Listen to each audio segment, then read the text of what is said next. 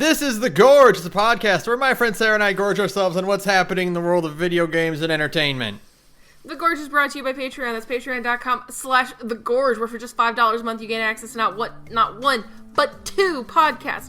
$5 gets you Takeout, a monthly commentary track where Ben and I decide we don't feel like doing any work, so we watch things and talk over it, and you get to hear what we say. And $2, only $2 gets you That's Hell You're Walking Into, a monthly series where Ben and I hop on the shadow border, cross the great sea of the gods, and emerge in Atlantis, and have a really good time, actually, because it's a podcast where Ben asks me questions about the Nasuverse and the lore of Fate Stay Night, and I do my damnedest to answer, sometimes more successfully than others. So, if you think that sounds like a good time, and it always is, head on over to patreon.com/thegorge. Kick in however much you can. We appreciate every single dollar. And if you don't have any money, you can tell us your friends instead, and that also works. Thank you. You do not want to miss this upcoming episode, because it is the end of the year. Yes! Oh my god. Which means we made it. Which means it's time for my final exam, where I have to. Where Sarah will ask me the same questions I've asked her over the entire past year, and I have to see if I remember what we were talking about. Yeah. I don't remember what we were talking about. I'm excited. I am thrilled that this is going to be the best, because the last time we did this, we'd only been doing That's Hell You're Walking Into for like 5 months. Mm-hmm. So now we have a whole year of That's Hell You're Walking Into that Ben has to try and recall. So yeah, that'll be $2 gets you that, and I highly recommend you do that. Absolutely. So it is the end of the month, or the start of the month, actually. Sure. The end of, November ended. It's the start of December. And December is always a weird month for us because we do other things for, like, the holidays. So we're doing Roundup now. We've been on hiatus. We're back. We're doing Roundup now. And, well, you'll all just have to deal with it. It's content. Yeah. Eat your content, slurry, and shut up. So we're going to go over what we've been doing, and then talk about what other people that are actually in the industry have been doing. Oh my god. Oh, to be one of those. Actually, no, I never want to be one of those fucking people. What are you talking about? I'm going to go first because mine's really short. What have I been doing? I played, if the intro to this episode didn't give the hint, I burned through Lost Belt 5.1 in Fate Grand Order. I ate that shit up. You obliterated it. Oh, I demolished it. It is so... The pacing is so good. Like, that's the thing. Is that, like... So, Lost Belt 5.1 is, like, approximately the same length as Babylonia, which is the longest singularity in the first half of Fate Grand Order. Mm-hmm. And there are parts of Babylonia... I like Babylonia, but there are parts of Babylonia that drag. And there is not a single part of 5.1 that drags. It owns. I highly recommend it. It has an incredibly good fucking cast of characters. All of the supporting servants are really, really good. And yeah, it does a lot of really fun things. Like, it finally has money, for one. Like, Fate Grand Order, they're like, oh, that's right. We make, like, $1 billion a year in fucking gacha bucks. So we should probably put some money into it. So there's money. There's, like, a lot of really cool animated stuff. There's no animated cutscenes, but, like, there's really elaborate, really good-looking CGs and, you know, animated effects and things like that. The map changes at the very end of the Lost Belt, or the first part of the Lost Belt, my god. The map changes in, like, a really, like, wild way, and when it happened, I was just like, cool, I guess we're doing this now. And yeah, it does a lot of neat things with battle. Like, there's a lot of stuff where they just force you to solo, where you're only playing as, like, a single servant, and you don't even have master skills.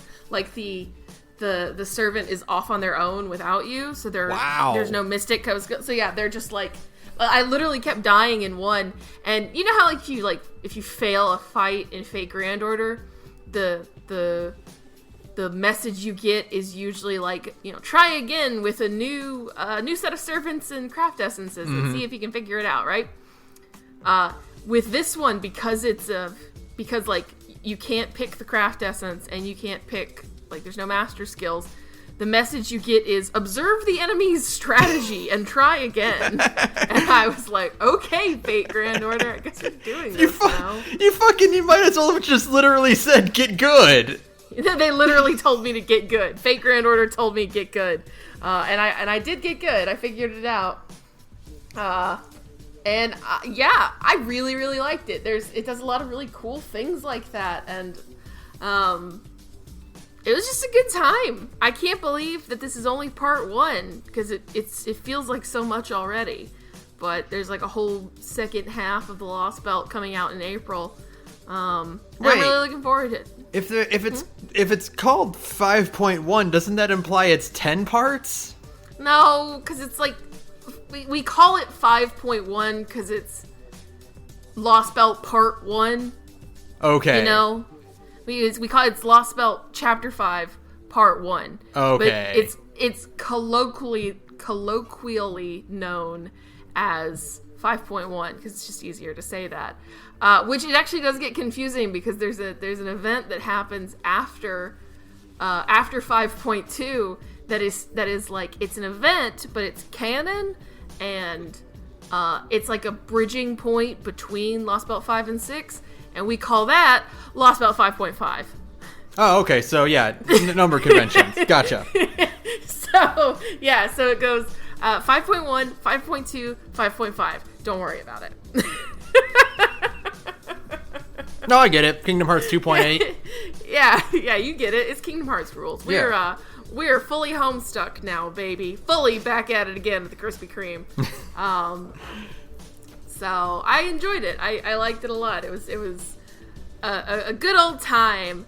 Super Orion is insanely goddamn busted. I did not pull him. I didn't try that hard because I went broke rolling for Moriarty. Mm-hmm. I didn't get Moriarty either. Won't be on Raid Up again for another 2 years now. It's fine. I'll be fine. I'm just picturing like Moriarty doing like the fade away in the clouds. Like doing the little 2-finger salute against the forehead. Like, yeah, long. like just like Goku at the end of the Cell Saga where he's saying goodbye to Gohan. See you in 2 years, idiot. No. So yeah, that's it's fine. It's fine. This is hubris. I rolled for funsies. I got 2 Napoleons back to back, and I shouldn't have rolled just for shits and giggles on that banner, because clearly I expended all of my luck. If I had just waited until Thanksgiving, I could have used all the luck there. But no, that's not how it works. So, oops. What else have I been doing? The only really other notable thing... Okay, well, 2 things. One notable thing, and one thing. We are eventually going to do the Tales of Arise episode. Yes. I don't know when, but it's going to happen someday. But I watched... And I think everybody on my timeline watched the Defunct Land documentary about FastPass. Yeah. Yeah, that was... It's wild, I know. I watch Defunct Land occasionally. It's not usually my kind of thing because, like, the stuff that happens is bizarre, but it's not, like, ridiculously outlandish, you know? Mm-hmm. It's like, oh, this theme park existed, and then it was corrupted by capitalism, like everything else in the country. Sure. But this was different. This was a wild ride, absolutely. Defunct Land has a shit ton of really good episodes. This one, and I actually really like their episode about Epcot because it perfectly surmises just how fucking insane Walt Disney was. Like, he was a madman, 100%. He was a lunatic. But, like, he was also a lunatic who hated cars, so who can say if he was good or bad or not? You know what I mean? Right. Like, yes, he wanted Epcot to be a neighborhood that he would run like a little corporate dictator over everybody's lives, and, you know, there wouldn't be any, like, elections or voting or anything like that. It would have been a company town, like, you know, like Fordlandia and stuff like that. But he did hate cars and wanted the whole city to be walkable. So, yeah, maybe that balances it out. He was a madman, is the point I'm making. And the Defunct Land episode about Fast Pass is like, it has the same vibes where it's like, okay, we got this thing and it's a great idea. It's really simple and it makes everybody happier, right? Makes everybody's lives easier. And it's free. You literally walk in the park, you get a ticket, and it's free. And sure, sometimes the Fast Pass tickets sold out before everybody could get a Fast Pass ticket, but like... But you have to... You're not paying any money for it! And you have to still be in the park to get the Fast Pass. You know, you have to... You still have... You gotta get here on the day. You have to get there on the day, go get you a Fast Pass ticket, you know, and it'll be fine. And then you can go, and you get to ride a handful of rides with a short wait, and the rest of the time you're probably going to be standing in line anyways. That's just how it is at Disney. Yeah. But overall, everybody liked it. It worked. Made everybody happy, and then they ruined it. But what if we tweaked it? What if we tweaked it a little bit? Just a little bit. We'll tweak it a little bit. What if we spent $1 billion on it and made it worse in the process? And it's like, wow. And so why? I haven't been to Disneyland since Disney World since the second grade. All right. Okay. So, and I don't remember if we had Fast Pass back then or if we used it. I don't remember. I was in the second grade. Right, you didn't have a brain yet. I didn't know how much things cost back then. What? Yeah, you didn't know anything about anything. You just wanted to meet Woody. I get it. No, it wasn't even out back then. Was it? No, was it? Yeah, 96. Yeah. Yeah. Yeah. I would have been able to meet Woody in second grade. The point is, so like I'm watching this as someone who knows nothing about like how the system is set up in Disney World, and I'm like, and I'm watching like, okay, is that what they have now? No, they changed it to something different. Okay, so and worse. Is this what they have now? Is this the system they have? No, it's different. What? Okay. And it's still worse. Okay, we're like 20 minutes to the end. Is this the system they have now? No, they have something different. And it's still worse. It's incredible. I was fucking Gareth Reynolds here. Yeah, Kevin Perjurer is taking us on a fucking adventure through history about waiting in line. And everybody I know has watched this documentary now, and everybody I know has gone, it was a real day at Disney World? Yes. Yeah. Fantastic plot twist. Absolutely excellent fucking documentary. Highly recommend it. Everybody I know is watching it, so clearly it's working. If you like John Boy's videos, then you'll specifically absolutely like the Fast Pass video. I actually was thinking about that. Why I had it like my second playthrough or watching of the Fast Pass video. I just kind of had it on in the background, like while I was like cooking, you know. Mm-hmm. And all I could think was, like, does John Boyce know how much he's changed the face of internet videos? Because, like, there is a heavy John Boyce influence on this one.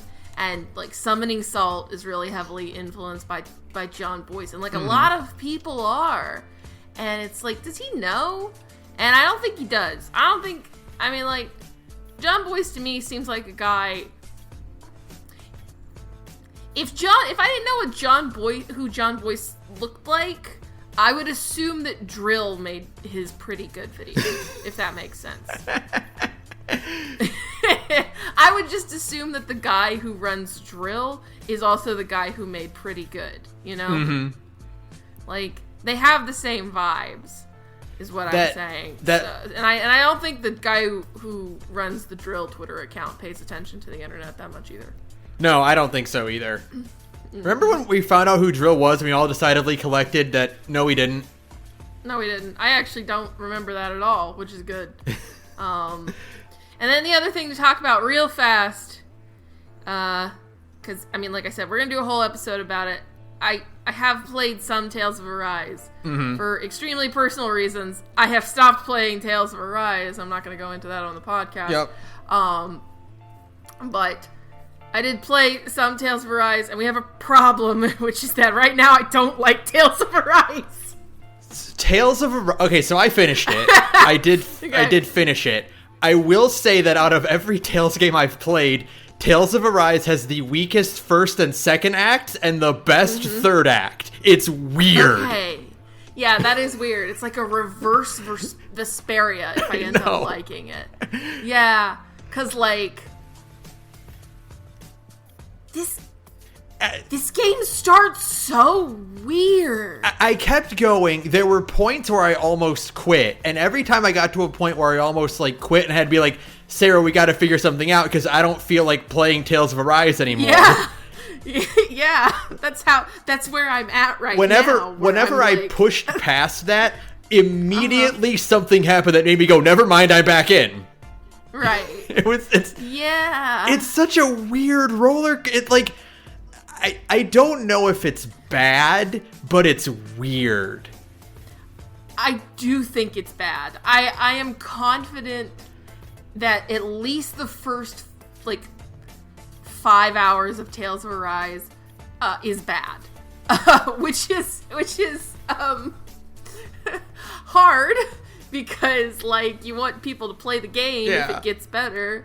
But, like, all of the character writing and the intros and the pacing is it's weird and it's extremely off-putting and like I'm gonna keep going and we'll do an Arise episode eventually. I promise it's gonna happen because it's a Tales game. I think if we don't talk about a Tales game, they come and take the podcast away from us at this point. Now, like, I know it's not bad because I've played bad Tales games. I've played X2 and Zestiria. I know what a bad Tales game feels like. This one doesn't feel bad. It just feels weird. Well, it's fun to play, except for the fact that it's... Well, no. It's fun to play, except for the fact that it's balanced to fuck. The balancing is extremely bad. I was playing it on easy because I'm just trying to get to the part where the plot gets interesting. And, like, the enemies have way too much HP. They have way too much goddamn HP. They want... Like, the actual act of pressing the buttons feels really good, but... we'll talk about this when we get to the full episode. But, like, I get it. They want you to do the instant kills. They want you to build that bar to get the instant kills. But it can be hard to build the bar to get the instant kill. Yeah, the bar does not build fast enough to get the instant kill. And sometimes it builds really quickly, and sometimes it doesn't. And I'm like, what am I doing differently? Yeah, exactly. It's just, it's a weird game. The actual act of pressing the buttons in the video game, which is the important part of the video game, that's good. I enjoy the button pressy part when I'm in combat. I like that. It feels good. It feels fast and responsive and all that good shit. It's just everything around it is bizarre. And I'm still trying to, like, find my footing, but, like, this character writing is like this. At least in the beginning, this character writing is really bad. Like, I get it, Shion, you're a bitch. I get it. Please, you're all killing me. So I like Alphen though. Alphen, I was pleasantly surprised by how much of a nice guy Alphen is. He's a nice guy. I like him. I do quite like Alphen. I like how nice he is. It's a breath of fresh air. Yeah. He's very earnest and endearing. And I like that about him, because he's just like, I don't have any memories, but I'm trying to do the right thing. And you're like, oh, that's nice. But yeah, we'll see. Looking forward to the full episode. It'll happen eventually, and I'll try to sort these feelings out about this game. Once you start getting more party members and Shion, like, rounds out a bit, it gets... Stops being such a huge bitch. Yeah. Because, you know what I'll say, Sarah? Remember, you didn't like Natalia at first either. I didn't like Natalia. Now, I'm not saying Shion is as good as Natalia. Nobody but, is. This ain't your Vesperia where characters just don't grow at all. There's some growth and some change and some progress. Okay. I mean, like, I'm not gonna stop playing it. I mean, I have recently, but like, I'm gonna get back to it. Yeah. I'm not done with it. But yeah, it's an interesting beast. That's all I'll say for now. Yeah. It's an interesting beast with a very off-putting first handful of hours. Mm-hmm. So we'll see. It could be a very interesting episode of The Gorge. What I'm saying. One of my common thoughts was, this is going to be a good episode of the podcast. Very interesting of The Gorge. When I hit credits, I was like, we're going to have... this is going to be a 3-hour episode. It's gonna be a big boy. I got feelings. Yeah. So, that's about it for me. I'm sure I've done other things, but I've forgotten about them, and I don't really care. So, what did you do? I think I might have told you before. Also, it has the best Virgil ever. Yes, the Virgil in this game is fucking amazing. The most Virgil who's ever been a Virgil in a video game. Yeah. I switched jobs over November, which meant I had 2 weeks off, so I did a lot. Oh, congratulations. How nice. So Melissa and I have started watching Elementary, which was that mid-2010s show that was better than Sherlock. Yeah, it's a Sherlock Holmes show, but it's like a police procedural instead. Mm-hmm. And, Sherlock is still an asshole, but he's not, like, irredeemably asshole-ish. Sure. And it's got Lucy Liu in it, which means it's instantly better than Sherlock. It has Natalie Dormer in it. Yeah. Who is beautiful. It's great. So, it's great. It is a, it's a police procedural, but it's... Sure. It is very entertaining, and I'm glad that it holds up. It is funny watching it because, like, it's not old. It's, I think it started in, like, 2013. Mm-hmm. So it's not old, but everyone's, like, carrying, like, smartphones, but they're, like, iPhone 3s. Ah, adorable. So it's like, remember? So it's this weird whiplash of, like, they're talking about, like, like, GPS and, like, apps and stuff, but it's, like, they hold out their phone and it's got, like, a weird slidey thing to unlock it and a home button. And it's super tiny. Oh, it's just a little card deck shaped phone. Yeah, that's adorable. But no, it's good. The mysteries are, like, interesting, and, like, there's character growth and depth, and Johnny Lee Miller and Lucy Liu have great chemistry together, and yeah, I'm enjoying it. It's not entirely anti-cop because it's a show in the mid-2000s on public television. But they sneak... It's a police procedural, But they sneak it in when they can, and I appreciate that. And sure, absolutely. And Sherlock hates capitalism, so that's always nice. Like, every time, like, he gets hired by, like, some corporation, he's always like, you guys suck and I hate everyone in this boardroom. Sure. So, props to that. That works. So yeah, that's good. We're on the 4th season now, so we have 3 to go. Oh God, there was a lot of that fucking show. Yeah, I got 7 whole seasons. And they're long seasons, too. They're like 20 plus episodes. Yeah, it's like old network TV. Yeah. Remember when TV shows weren't just like 8 episodes? And they didn't have any, like, actually had some breathing room for these fucking characters. Remember? Remember when, like, you know, you could watch a show on TV once a week? Mm-hmm. Look, all I'm saying is that it's still the greatest Sherlock Holmes adaptation of all time is, of course, House MD. Yeah. Well, that's what you need to watch next. Great Ace Attorney, and then House MD. But yeah, no, that's what if you're gonna like keep the ball rolling on like mystery shows, House still rules, and House is even older than fucking Elementary. Yeah. I watched House when it was like airing on TV, and that show still kicks ass. So, yeah, I actually might start watching House at some point. I don't know. I still haven't finished The Next Generation. Yeah, you gotta get on that. You gotta close that chapter. I don't want to watch the last 2 episodes. I'll cry. What else have you done? So I also started and finished Luigi's Mansion 3. Nice. I have a lot to say about that game. For one thing, it is a better Resident Evil 8 than Resident Evil 8. It even has a very tall evil lady that chases this poor hapless schmuck around. Oh, okay. Yeah. The head honcho of the hotel that, you know, Luigi and friends get invited to is a tall, spooky ghost lady. And cute. Okay. She turns into, you know, a big spooky ghost monster version of herself when you fight her in the boss battle. And, you know, just... Big lady. Just like Ethan Winters, you know, Luigi is Luigi. Of He's course. Kind of a schmuck and a loser. He's helped out by, like, a mysterious, like, salesman guy. But this time it's a tiny professor who speaks in gibberish and gives you a vacuum. Sure. So, you know, it's Resident Evil 8. Luigi does not lose fingers, you know. Oh. Well, yeah. You know, obviously.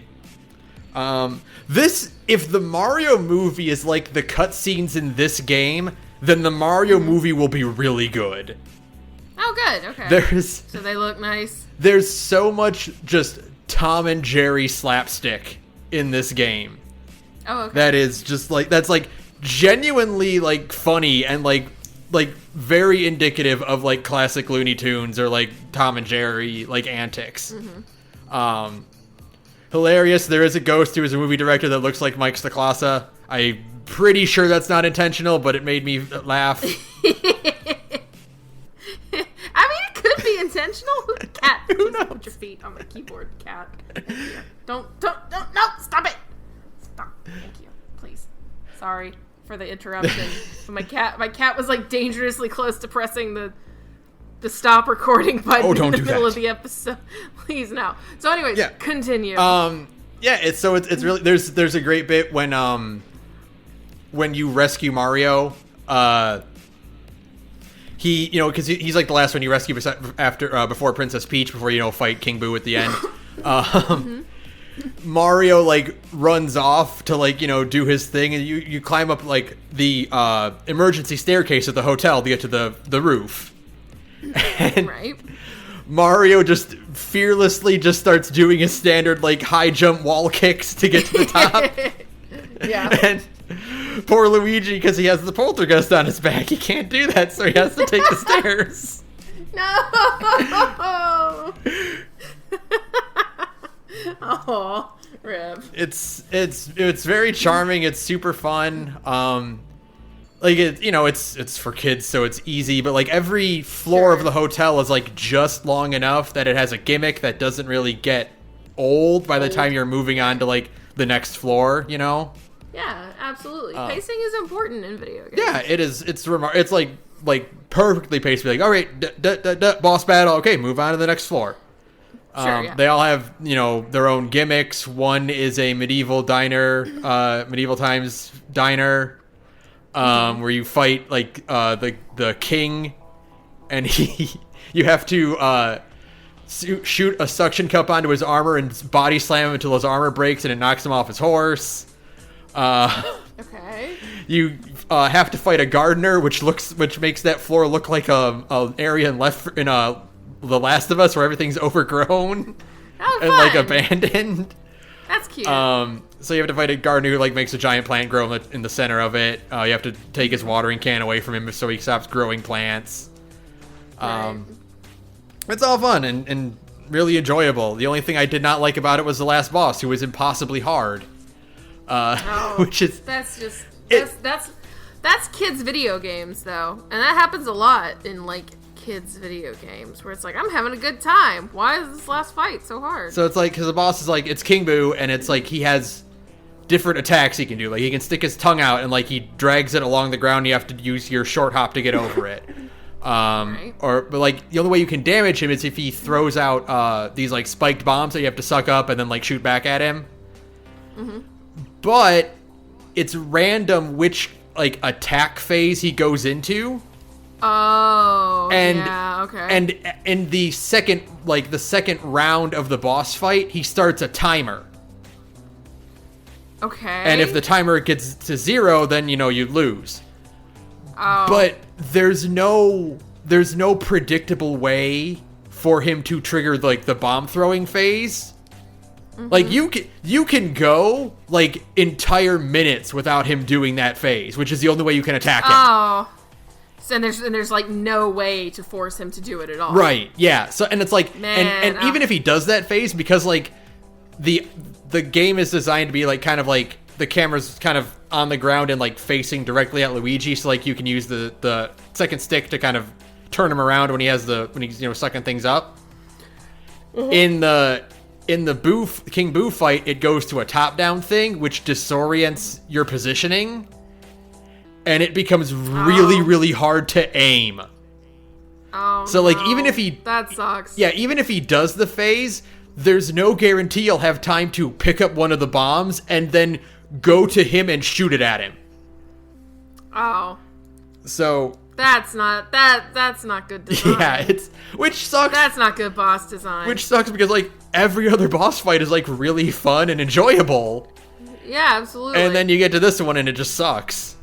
That just kind of makes you wonder, like, am I missing something? That always makes me feel crazy. Like, you start thinking, like, am I doing something wrong? And I looked that up too because I'm like, what the fuck am I doing? Like, can I force him to do this? Or like, can I hold on to these for longer than I think? Because I'm like, am I just like panicking because like I hear it counting down and I'm like, I need to hurry up and shoot it at him? Or like, when is he vulnerable outside of that phase? If like I hold the bomb, can I just like wait until he does something a little safer? And like I looked it up, it's like, yeah, no, this boss fight just sucks and is really, really hard, and there's no way around it. Just do it this way. So that's just poorly designed boss fight. Yeah. Okay. That sucks. So yeah, everything was great about that game, and yeah, like when I was playing it, I was like, this is just better than Resident Evil 8. This is more enjoyable. That's the gorgeous stance. Luigi's Mansion 3, better than RE8. That's us. I'm having more fun playing this than I did. Like, I would rather speedrun this than, like, RE8. Sure. Even with that boss fight. What else have I done? I started and made a lot of progress in Yakuza Like a Dragon. So Just Persona without being Persona. Yeah. Persona, Tales as well. There's a bit of Tales influence in there too, because there's a traitor. Oh my god. And I was like, holy crap, I know that thing. I know that feeling. Hold on.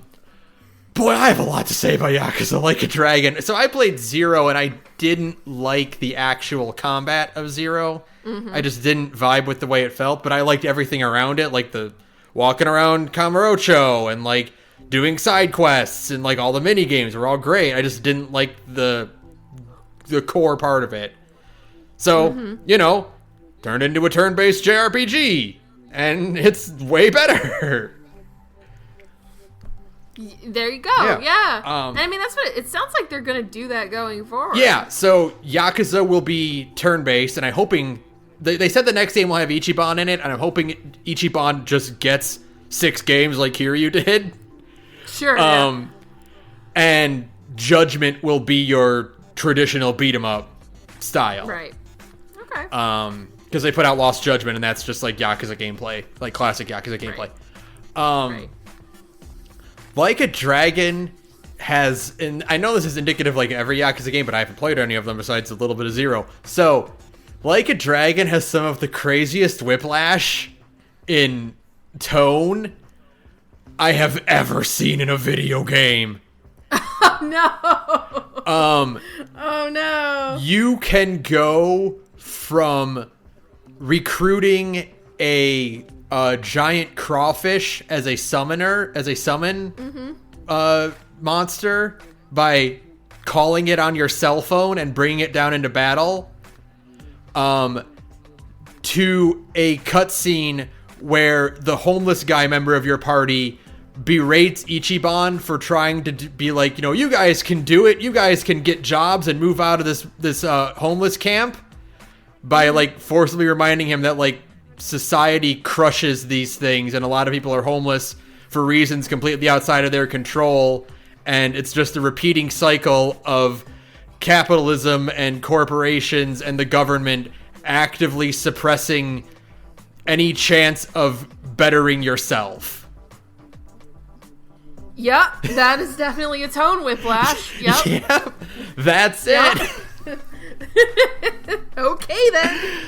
Oh man, awesome.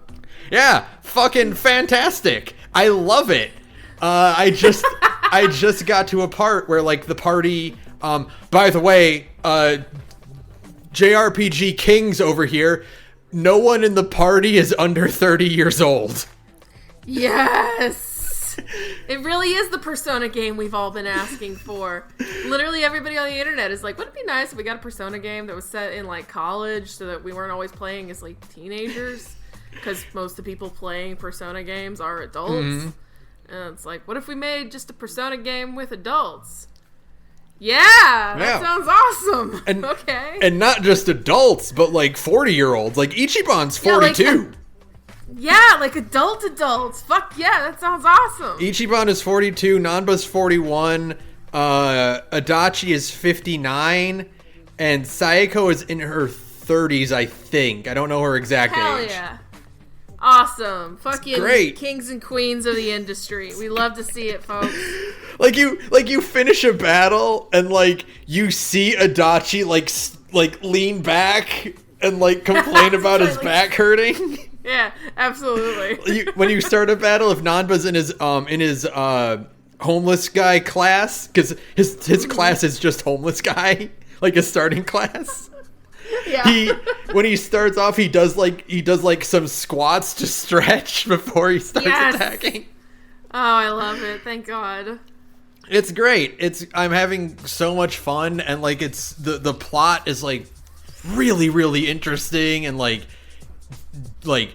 deep and complex, and like there's like backstabbings and like like behind the scenes meetings and like betrayals. Yeah, it sounds like a Yakuza plot. Yeah. I've never played a Yakuza, but that sounds par for the course, which is good. You know, I've never had like a lot of interest in Yakuza.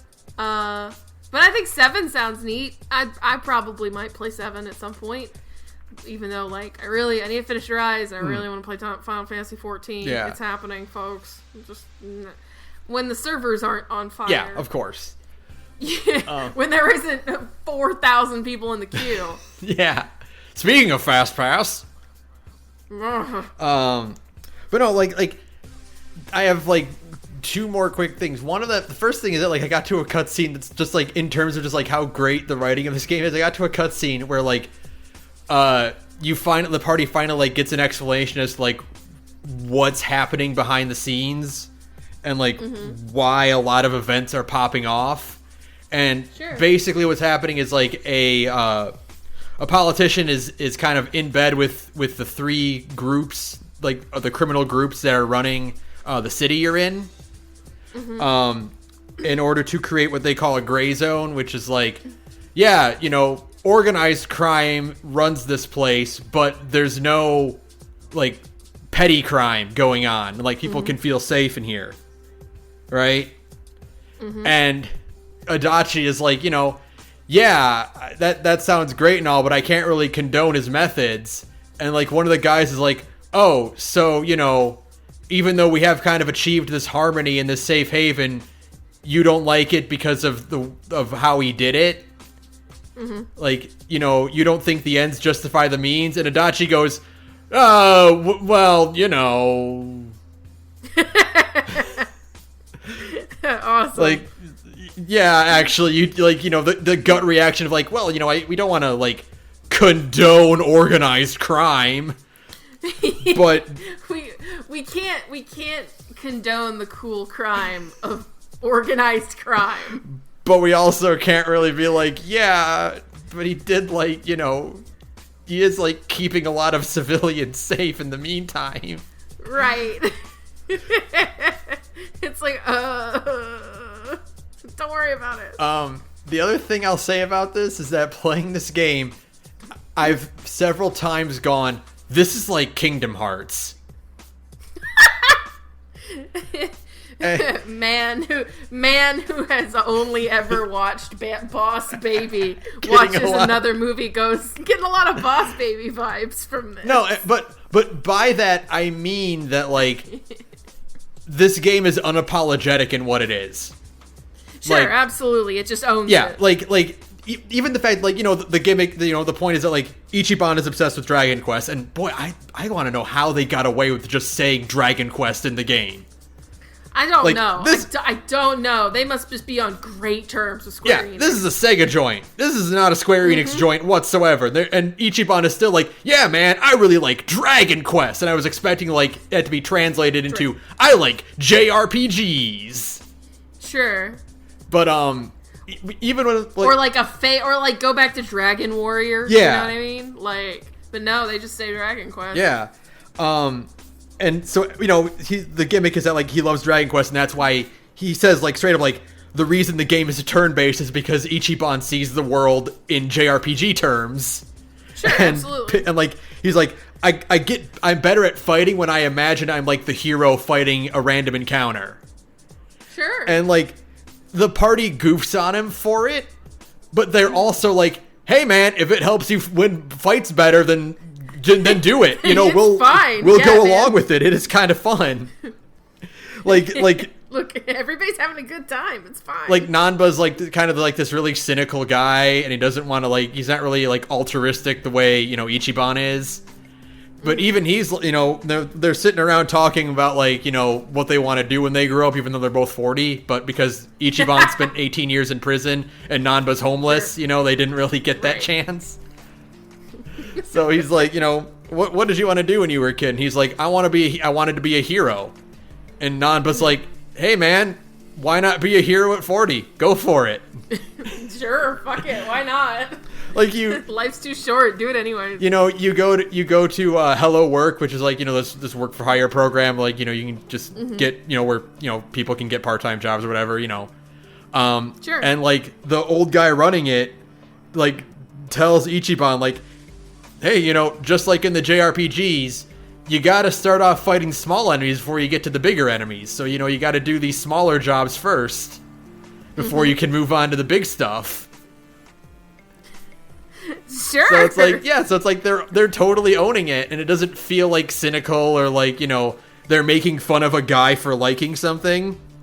Sure. Yeah. Yeah, it just has, it's nice. Yeah, it has a lot of heart, and like, you know, Ichiban is exactly my kind of protagonist, where he's like, oh, we're friends now? Okay, it's ride or die. I hope you were aware of that. You're stuck with me now, fucker. Awesome. So yeah, I'm absolutely loving it. The gameplay feels great. Everyone has like really cool moves, and like it's got timed hits. Oh good. Hey, perfect JRPG then. Yeah, so yeah, I would really recommend like you know, if you want like if you want to go back to 50-70 hour JRPGs, pick up Yakuza 7. Sure, yeah. Let me just do that too. Let me play Tales of Arise and another multiple dozens of hours JRPG, now, along with everything else that I need to play. Now, I'm sure you could go through Yakuza 7 faster if you just kind of like streamlined it, because I made the mistake of doing a bunch of side content. Yeah, that's the thing. That's how they get you. I don't know a lot about Yakuza, but I do know that they love them some side content. Which what ended up happening is that I did the side content to get money to buy better equipment. And as a result of running around the city doing side content, I got over-leveled. And so when I could finally afford the good equipment, I just steamrolled over everything. Yeah! I was like, you love it. Oops. Well, that's one way to do it, right? I guess I'll just run from every encounter until it gets challenging again. Sure. Hey, that way you really are streamlining the story content. God, what else? Okay, I'll make this rest of this quick. I watched Lazy Purple on YouTube. He is a Team Fortress 2 player, and he does SFM stuff. He does the how it feels to play class videos.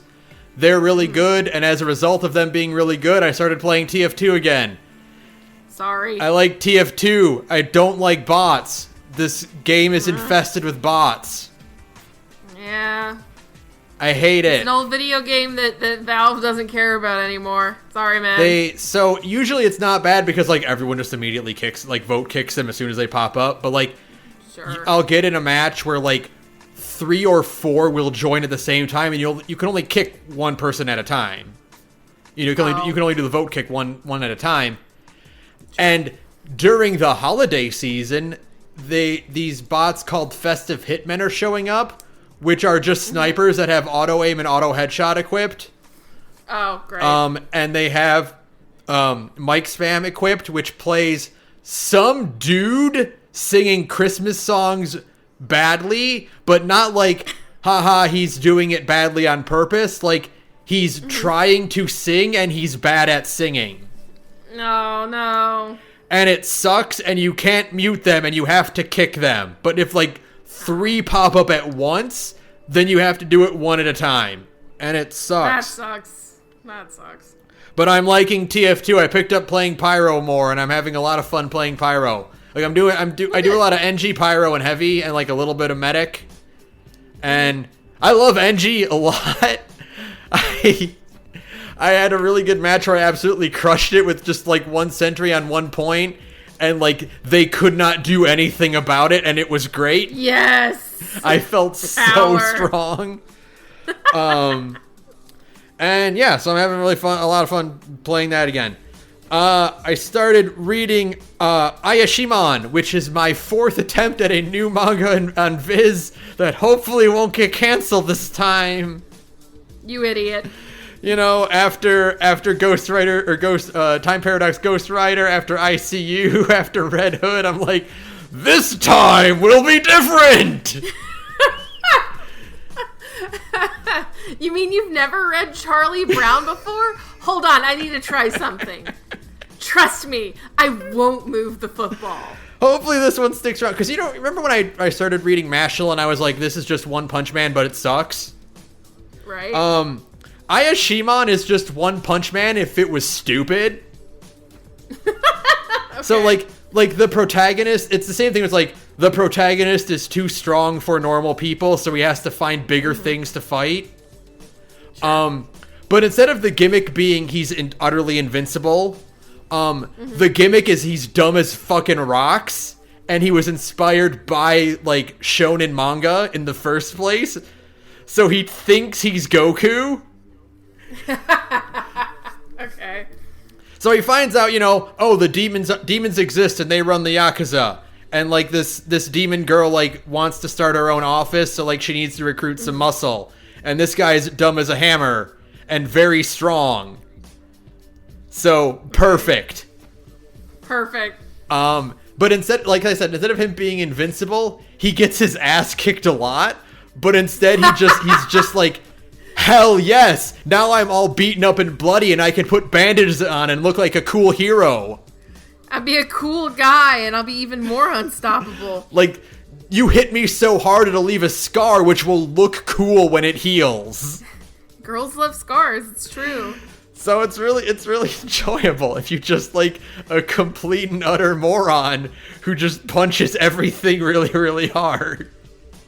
I'm loving it. I hope it doesn't get canceled. Yeah, I was about to say, well, good luck. It's only got like 3 chapters right now, and they're all, you know, it's all pretty straightforward, but like it's it's not raunchy, but it's got that like grit to it, you know, that I really like. Right. Last thing I did was I read Imposter Syndrome, which is the spin-off series for Sonic IDW, where one of the villains, Dr. Starline, creates evil copies of Sonic and Tails. And it's very clearly inspired by, not directly ripping off, Ken Penders. Ken Penders didn't make Scourge. Like, so in Archie Sonic, there was like an evil Sonic called Scourge, and he was green and he wore a leather jacket. In Imposter Syndrome, we have Surge, who is an electric something. I don't know what she is, but she's also green and evil. Oh, okay. But she has like electric powers, and her sidekick is a water kitsune named Kit, and he's like Tails if Tails was like really passive and meek and like afraid of everything, and she's like really hot-headed and violent and wants to kick everything's ass. And again, stupid. Yeah. So, like you know, they're like robots or like bioengineered clones or whatever. I'm not quite sure, but like, you know, and he's like he made them like to, you know, fight Sonic and defeat Sonic, right? Right. So there's a point because she's like, you know, I passed all your tests. I want to fight Sonic. Let's go fight Sonic. I want to fight Sonic because, wait. Just cut. Shut up. Why do I want to fight Sonic? Why? I've never even met him. Why do I want? And then Starline just shuts them both down. Like he like activates a failsafe that like shuts them off and has to reboot them. Oh my god. Because like, oh no, they're gaining thought. I can't have that. So it's got all the fun charm like Sonic IDW has, and the characters are really like already like super appealing. So it's fun. It's the only like Sonic spinoff that I've read so far, because they have like a few others that I just weren't interested in, but this one is good. IDW comics are knocking it out of the park almost always, especially the Transformers spinoffs. But we might not see those anymore. I don't know. I didn't put that on the news, but yeah, like I guess that's fine. IDW might lose the license, which if the Wreckers and King Grimlock and Shattered Glass end, then okay, fine, they can lose the license after fine. that. Sure, yeah. Sounds like IDW2 has just been a clusterfuck from the word go. Yeah. So, you know. When are you going to get to Earth? Go to Earth! Yeah. You know, it's like, man, okay. Yeah. You sure did end IDW1 by all accounts too soon so that you could start your new fancy continuity. How's that working out for you? Not good? Oh, it's not? Oh. It's not? Oh. Yeah. That sure sucks for you. Yeah, so, you know, maybe Boom will pick it up, and then we can get our Power Rangers Transformers crossover that we've always wanted since we were like 3. Oh my god. Sure. So yeah, that's all I did. There was a lot. It was a lot. So let's move on news. 26 NFT developers send very sad letter to Valve after Steam ban. All I can think of is the wizard, the Magician's Guild in Arrested Development with the sign that says "We demand to be taken seriously." Exactly. Yeah, sorry that your stupid scam video games aren't getting listed on Steam. You know, maybe you should try to scam people another way. Yeah, you know, the letter is your typical "How dare you?" blah blah blah. NFTs are the future. Bitcoin will revolutionize the world. Blah blah. Nobody cares. I'm totally not too invested in this to back down now, and sunk cost fallacy means I have to stay the course, no matter how much money it ends up costing me. Blah blah blah. Sure. I don't want to admit that I got totally ripped off. Blah blah blah blah blah. I got owned. Yeah, we know. We know you got. Don't owned. put in the newspaper that I got mad. Who cares? Who cares? And I don't even know how NFT video games would even fucking work. I mean, everybody is doing them now. Who cares? Isn't that just hats? It's just hats. Just TF2 hats. But at least it's horse armor. But at least with hats, I can be like, yes, My heavy now looks cool. Yeah, I don't know.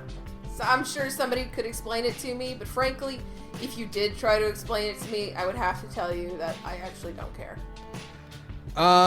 Unpacking might have the worst video game boyfriend of the year.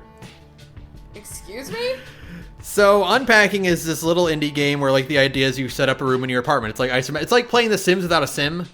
You know, you just as you live your life, you move to different places and you have to unpack and set up your room. Okay. So one of the challenges in the game is when you like become a college student. The challenge is like finding space for your stuff. And according to this article, your boyfriend won't let you move his stuff to put your stuff up, and he just takes up all the space. That's called an ex-boyfriend. That's what that is. So like, you know, he's got like his weights and stuff and like his posters, and you can't select them to move them around. No, that's an ex-boyfriend. Yeah, for sure. Maybe if you won't even let me reorganize to make more space for my shit, then we're not gonna work. Like, so quote: "There's one object in Unpacking that you can't find any easy spot for. One that instantly reveals the depths of this guy's tree-rooted stubbornness. Your diploma. It doesn't fit on the bedroom walls. It doesn't fit anywhere in the kitchen. Though you have leeway to move most objects in his apartment, you can't move his fancy framed band posters to make room for your diploma on the gallery wall. The only possible place for it, under the bed. In the next level, June 2012, you're back in your childhood room." Yes! Awesome. Amazing. Chris Pratt won't be in the Devil May Cry anime voice cast, producer confirmed. Thank you, Adi Shankar. Chris Pratt will not be Nero. No. Oh, God, I feel like I dodged a bullet. That article has more, too, about how, like, they're actually, like, in production, finally. Yeah. They're finally doing stuff with it. Yeah, I am willing to gamble that it's an adaptation of 3. Now, it might be, like, a weird adaptation of 3, the way that Castlevania is a weird adaptation of, Castlevania 3. But, like, it's probably, like, he's mentioned that it's going to have Lady and Virgil in it. So, I am willing to gamble money on it just being an adaptation of 3 that's, like, weird. I mean, I would hope it's not Dante spending 7 episodes in a basement and 2 episodes warping directly to the top of the tower to fight Virgil. You never know, man. It could be 7 episodes of Dante and Lady just talking shit to each other. And don't deny that you would watch that. Would watch that. I mean, I watched Castlevania, so yeah, I would watch it. If the shit talking was well written, which it was in Castlevania seasons 1 and 2. Yeah, absolutely. But, you know, I mean, I want to see him at least do a prop shredder. All I'm asking for is a single prop shredder. Thank you. I don't want it to be the fucking Netflix thing where it's like, you know, 12 episodes and at episode 10 he gets Force Edge or something. Yeah, absolutely. You know? Like, yeah, no, thank you. He spends the fucking whole thing like unarmed and he gets Ebony and Ivory in like episode 11. Like, no. no, thank you. Yeah, so I'm assuming it's gonna be like a weird DMC3 adaptation. They might shoe in more characters. You could, and I'd be okay. I would honestly be okay with like them doing a very strange adaptation of Devil May Cry 3. I think that would be interesting and fun. You could take 1 and 3 and smush them together into a weird 1-3 paste. Yeah, you honestly could. I think that would be kind of neat if like, because like I'm at the point where I kind of want my anime adaptations to be something different and weird. Because like if it's gonna be the exact same plot of the game, then I can just play the video game. Because like Devil May Cry 3 is still really good. So I'm really hoping that they do something kind of weird and strange and different with it. Just to... Because, I mean, you know... I don't need the story retold to me. That's kind of what the Devil May Cry 5 manga is doing, but like in an interesting way as well. So I'm hoping they do something fun with it. Like, you could do a thing where, like, Temenegru appears on Malay Island. Yeah. Or you could just do, like, Temenegru appears, and Mundus is at the top of it. So then Trish is also there, and so are the demons from fucking DMC1, you know? And then you got more characters, and you can have, like, a real cast, like, instead of just Dante, Virgil, and Arkham, who everybody forgets exists. Like, the one thing I will say, DMC anime better have Jester in it. I want to see Jester in the DMC anime. I do actually wish to see that too, yes. So, hopefully, I mean, if Lady's there, then, you know, we'll hope. Hopefully. You know what they should do? They should have Virgil working for Mundus, and Jester is there, but no Arkham. Oh. I mean, I'd vibe with it. I'm open to anything, frankly. I would be open to just about anything. Just have Jester be like a weird, fucked up Mundus demon or something. Yeah, sure. Just this weird guy who bothers Dante sometimes. Yeah, and then you have like Dante and Trish and Lady like running around getting into trouble. Like that would be my ideal, because I think that's a fun trio of characters. So, you know. Or you could do this weird thing where, like, you know, maybe Dante, Virgil, V, and Nero are all brothers, and like Sparta is like this weird washed up former actor, and they live in like a sewer. Stop it! Shut up! Go to the next piece of news. The pandemic ravaged the theater industry, so a group of Fallout 76 players performed Macbeth live in game. This is what it's all about. This is what video games are for, folks. This is it. This is why MMOs were invented.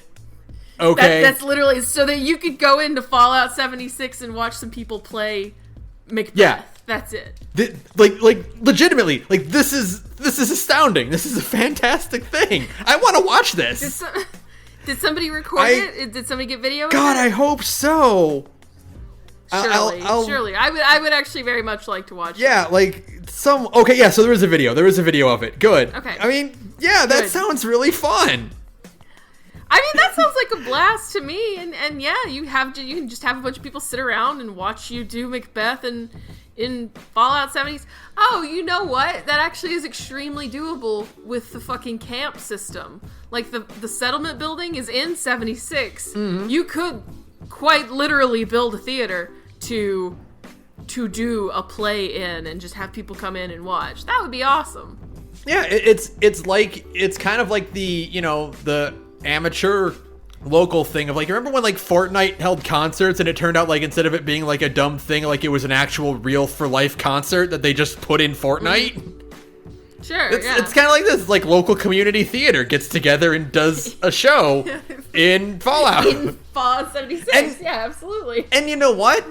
That feels like a Fallout thing, doesn't it? That would be a Fallout thing, though, absolutely. Like stumbling into just like a post-apocalyptic performance of Macbeth. Are you kidding me? Yeah, absolutely. That's a quest. Now you've accidentally done a good Fallout. You've done something in Fallout that's better than basically anything in Fallout 4. Congratulations. So yeah, I'm gonna check this out because now that I know that it's got footage, I'll check that out. That's fun. Jump Force digital sales to end February 7th, 2022. Online service to end August 24. Womp womp. Is anyone surprised? What if we made a game? So we're gonna make this fighting game, right? And we're gonna make it appeal to Westerners. Yes. So it's gonna be really ugly. Yes, like Western, like Fallout. And it's not gonna have a dub. This is the problem with licensing, because like when I saw Goku and Naruto are going to be in this game, I was like, they're not dubbing it, because they're not going to. Funimation and Viz are not going to get along enough to do it. Nope. So nope. So it didn't get dubbed, but it's supposed to appeal to Westerners, but like games with dubs tend to do better. Hey, devs, you know what Westerners like? Dragon Ball. Yeah. Yeah. It's crazy because we were just talking about Like a Dragon, and it's like, yeah, Like a Dragon is the best-selling Yakuza ever, I think. Do you know what Like a Dragon has? It's got a dub. Do you know what it also has? A really good dub. Yeah, it like, does. Holy shit, I didn't even talk about it. Yeah, like, the dub for Yakuza 7 is really strong. And it's not even, like, it's not really about, like, the overcoming the 1-inch barrier of the subtitle that people always talk about. It's really just that, like, people want to be able to understand the combat parts. Yeah. You know what I mean? So, okay. Or, like, the incidental dialogue without having to read, like, subtitles. Yeah, like, you know, I like the Pirate Warriors game, and I like Hyrule Warriors and stuff, right? You know? Sure. You know what's hard? Is reading the dialogue in the middle of battle when they're like, hey, we need to get to this camp to take it over. And I'm like, I can't do that because I'm in the middle of fighting 1,000 dudes right now. Yeah, exactly. I didn't mention this, but like real quick, speaking of that. So Yakuza 7 is dubbed, right? But only like 95% of it. Because there's a lot of like in combat dialogue where the heroes are all dubbed. Like everything they do and say is dubbed. Mm-hmm. A lot of like the random battles are not dubbed. So like you just have like obvious Japanese like barks and like combat grunts.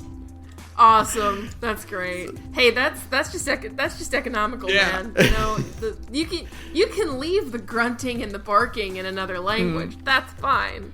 That's hilarious. Yeah. But yeah, so Jump Force is going bye-bye and no one is surprised because nobody's surprised. The ugliest fucking video game I've ever seen in my entire life. Not only did it look bad, not only did it play bad, not only was it not dubbed, its roster wasn't that impressive to begin with.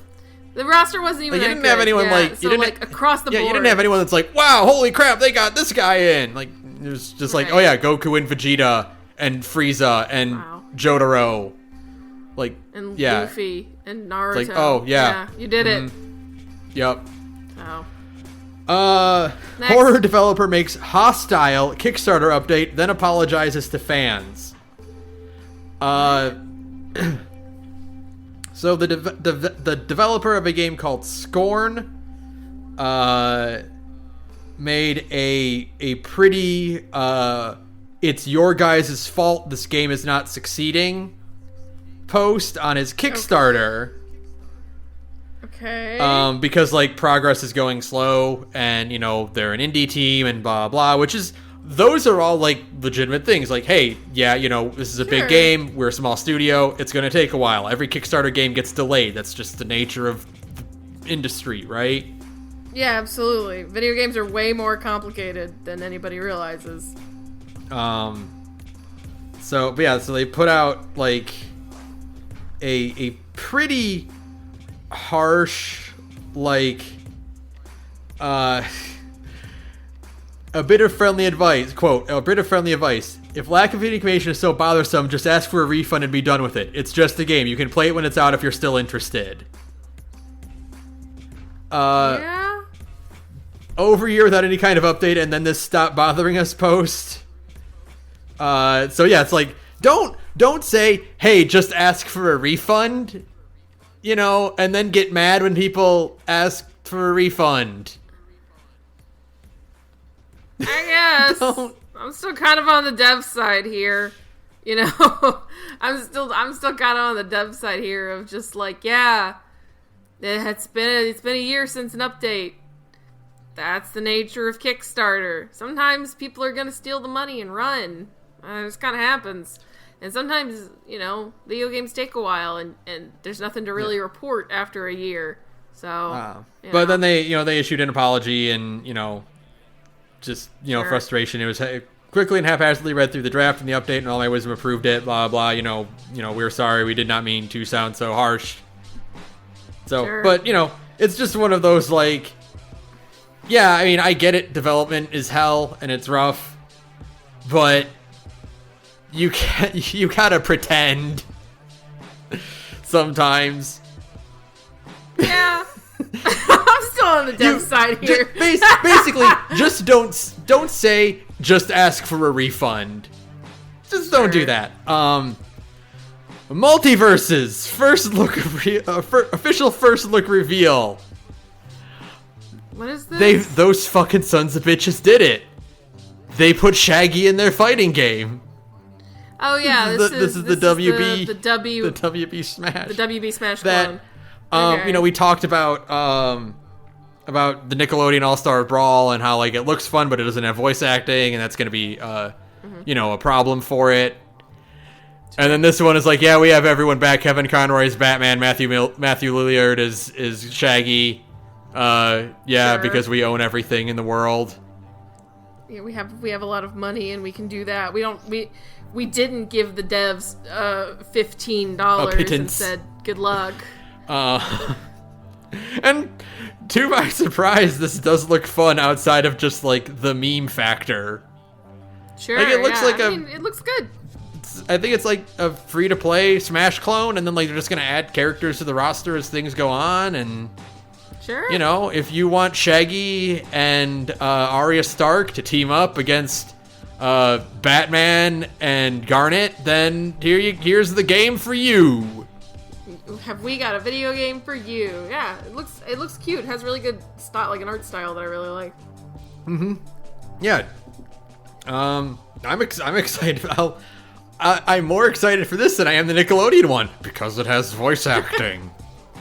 Because it has voice acting. It's very important. I feel very bad for the Nickelodeon dub. And, it does have Shaggy Blanco in it. Yeah, absolutely. All the dirt on Jim. A new Earthworm Jim cartoon is being produced, and it's okay to like this one because Doug TenNapel gave up all the rights to Earthworm Jim. Yay! Earthworm Jim. I'm excited. Earthworm Jim literally said trans rights on their Twitter account.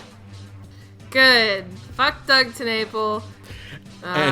I'm glad Earthworm Jim is good again. And he's very mad, and I wanted to make fun of him for it, but I couldn't because he blocked me on Twitter. Because I made fun of him for, like, sucking on a cigar wrong. Die mad about it, TenNapel. Dragon Ball The Breakers release confirmed. This is the most bizarre fucking thing, and I'm kind of in love with it. Because everyone is like, it's like a 3D floating arena fighting game. And it's like, we're sick of those. And they're like, all right, what if we did a game where it's the early part of the Cell saga where Imperfect Cell is like absorbing entire towns? It's an asymmetrical multiplayer game. It's an asymmetrical. It's fucking Dead by Daylight. It's Dragon Ball by Daylight. Yeah. Yeah, but like, and you know what? Like, it's a unique idea. Yeah. It's not a fucking 3v3 fighter, and it's not fucking Namek. Yeah. Which is like every single Dragon Ball game is like, we gotta do Namek. But this one's just like, no, we're just gonna kick you into like the middle of the fucking Android saga. Like, just here you go. You get to play just like NPCs trying to not get got by Cell, and I think that sounds incredible. Yeah, I mean, and so what is kind of cool is they've also confirmed, like, just because like we can see it on the characters things, like the two like generic guys, because it's like two generic people, and then like Bulma and Oolong, which is cool.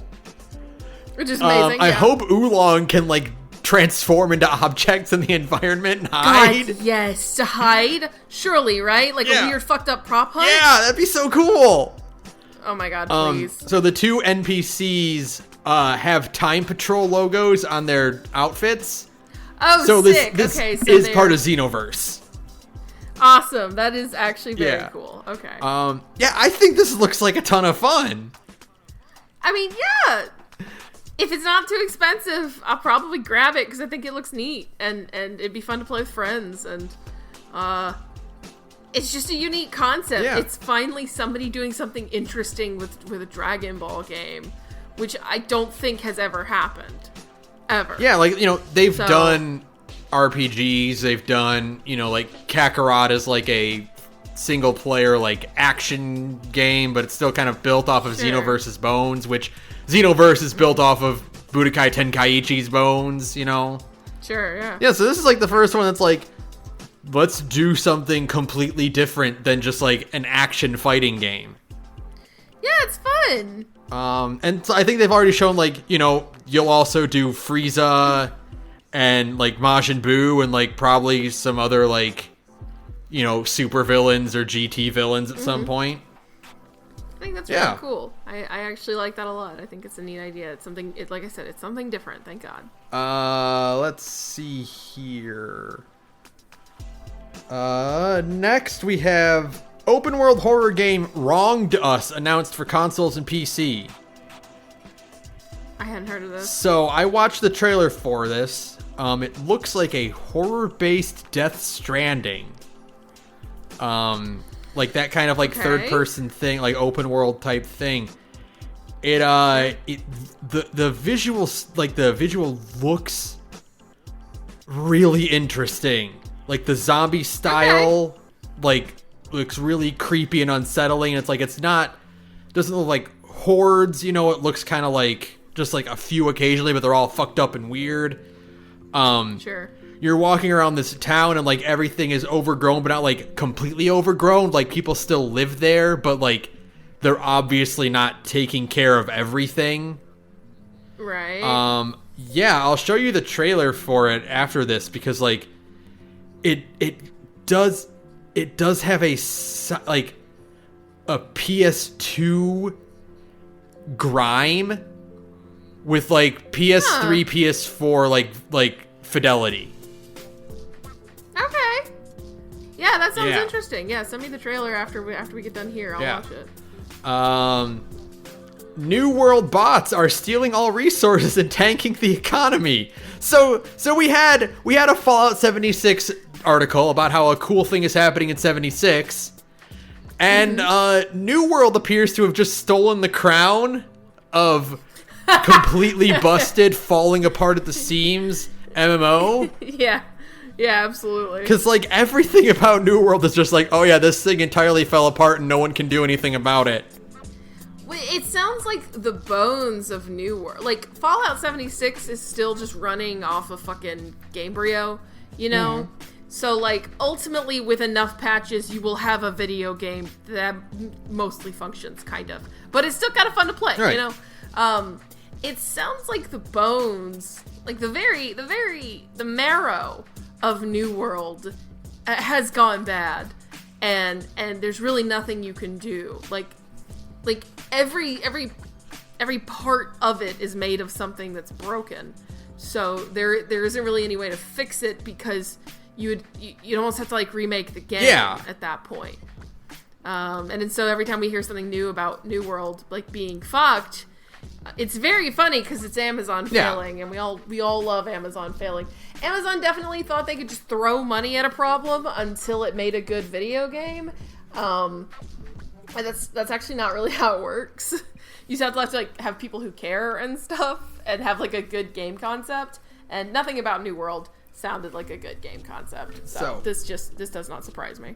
So according to this article, this specific issue is so previously they had a huge problem with a duping glitch that was causing the economy to tank because people could just duplicate all their resources for free.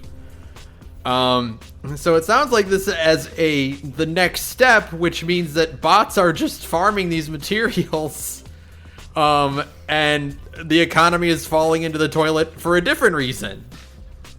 Oh, it's just like trying to buy a house in the real world. Yay! I love to see real world things happening in my video games instead. It's great. So, I was listening to Pat talk about this. And apparently, on top of this, there's also a thing where the in-game text box is just an HTML box, which means you can just type code into the thing and like cause shit to happen. Okay. Like it's just like an open HTML file, so like, you know, it doesn't have like the brackets to like close out the code, But if you know how to do that, then you can just write script into the game. Also, also, if you go to windowed mode and select the window and drag it across your screen, you are invincible because of the way the server updates. I did hear about that. That one is fucking wild. Just wow. Yeah, it's great. You can when you're making a game that's designed to appeal to a gigantic audience, you can never ever ever go, no one will find this. No, yeah, absolutely not. This is the ultimate 1 million monkeys on 1 million typewriters. Yeah. You know what I mean? Like, with that many people playing your game, and I honestly don't know how many people are playing New World right now, because it sounds like it was a huge clusterfuck, so I can't imagine a lot of people are playing it, but it had a big launch, and a lot of people giving it a shot, and that means you have a lot of people who can just pick apart your video game trying to find exploit. And that's what a lot of people do. Like, yeah, they kind of find their joy in finding exploits in new video games, in new online video games. Like, yes. Like, that's what they do for fun, you know? It's especially a game that's as big as an inherent target as an Amazon game. Yeah, exactly. Like, it's an Amazon game. It's a game with like an in-game economy. So if you can find a way to fuck it and become like, you know, King of the Mountain, a lot of people really enjoy that too. You know, like, yeah, absolutely. You can't have. I actually know somebody who is QA for this game, or I suspect she's QA for this game.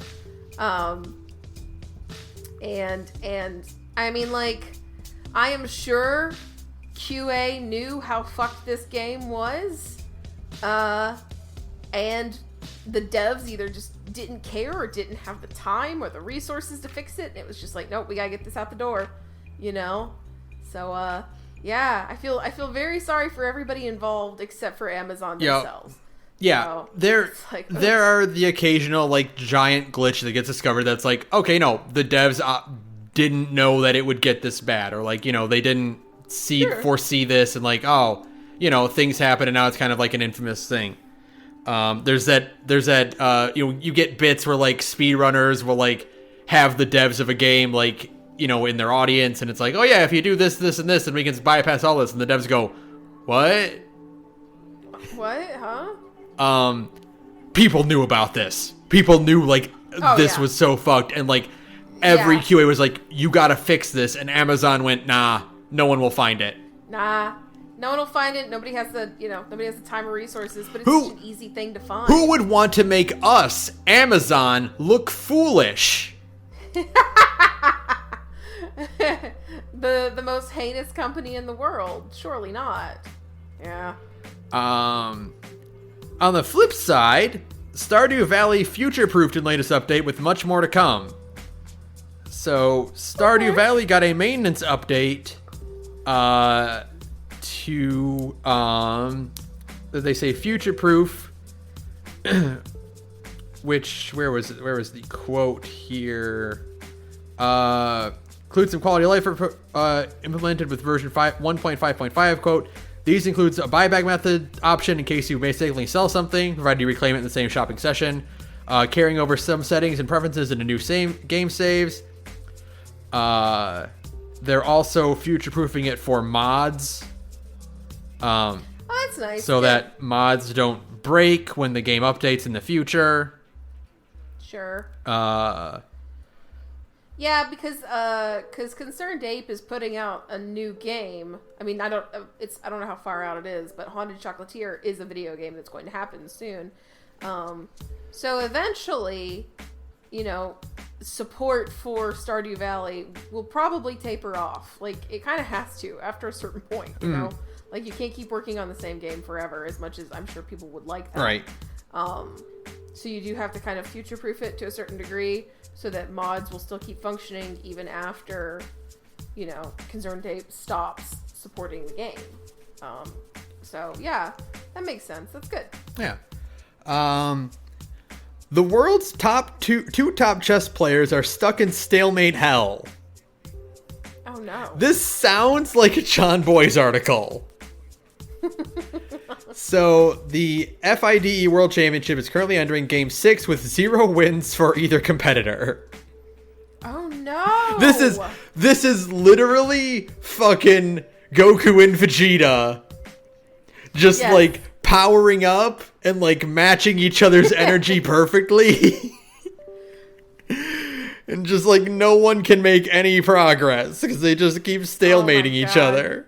They just keep That's really interesting. Okay. So let me see if I can find a good quote here. So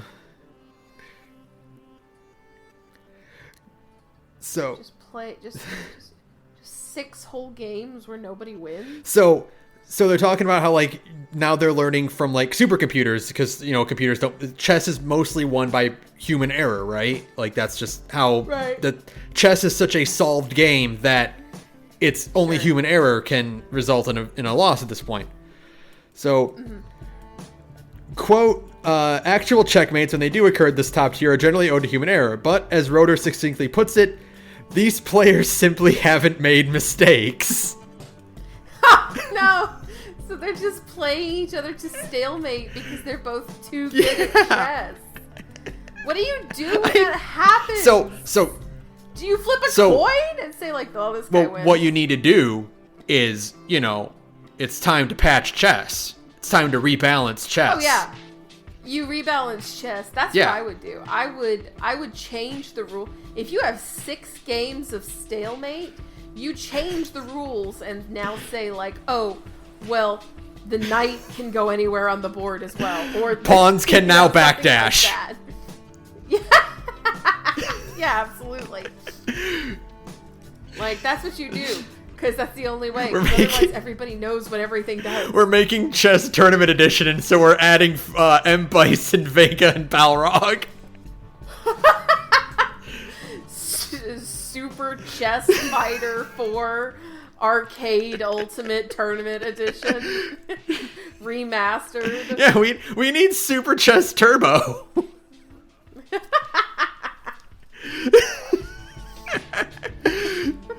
Put a super meter in chess. If you fill your super meter, you just get to flip the whole fucking board, and then you win. They gave bishops a parry.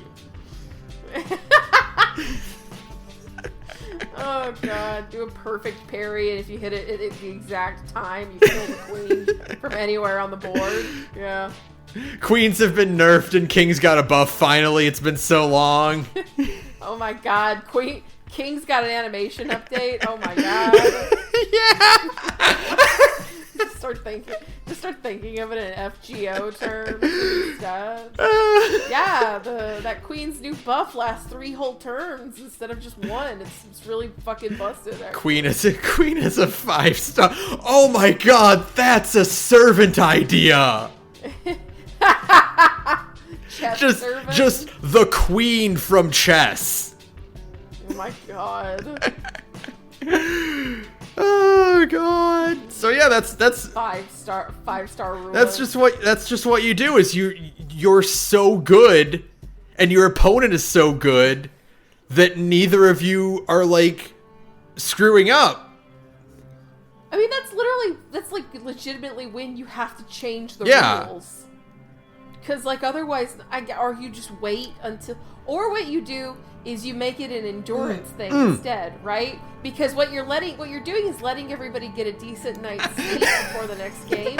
So instead what you do is you say, we are playing games of chess until somebody wins something. And we're going to lock you two in this room for as long as it takes.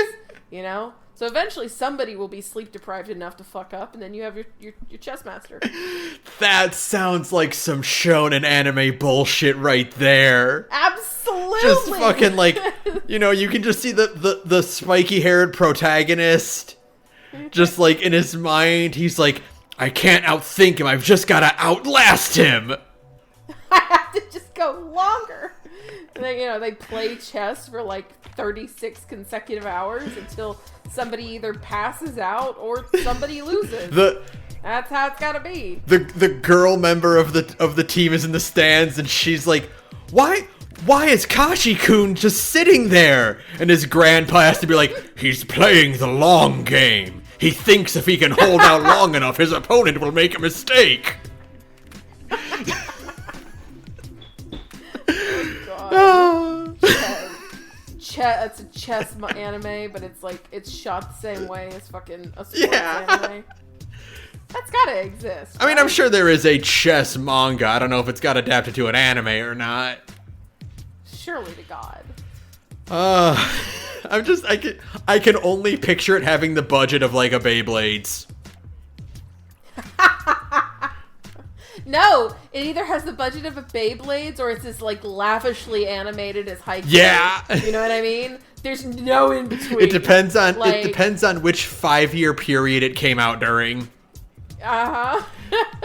It's either like Ping Pong the animation where it's just like gorgeous and lavish and stylistic, or it was made on a budget of like it was deliberately made to sell toys and the toys weren't made when the anime came out.